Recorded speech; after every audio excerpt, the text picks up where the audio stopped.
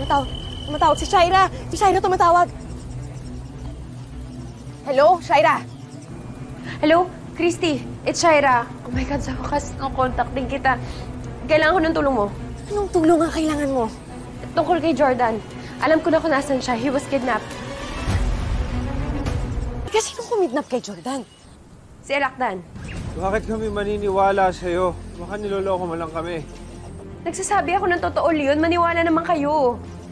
Paano nakuha ni Alakdan yung number mo? Paano kanya na-contact, Shaira?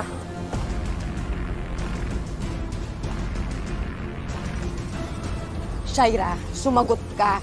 Paano nakuha ni Alakdan yung number mo? Hindi ko rin alam.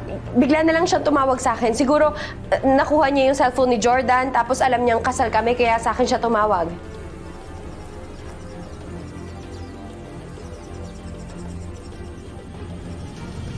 Ano pa sinabi ni Alakdan? Na nakidnap niya nga si Jordan. Kamusta yung lagay ni Jordan? Mukhang okay naman siya. Nagpadala sila ng video eh. Gusto kong makita yon. Padala mo sa akin. Gusto kong makita. O sige, magpapadala ako. Pero ipangako niyo muna na tutulong kayo.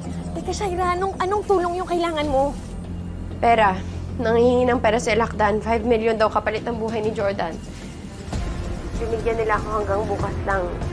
Wala na akong malalapitan. Sana matulungan ninyo ako. Shaira, hindi ko alam kung paano.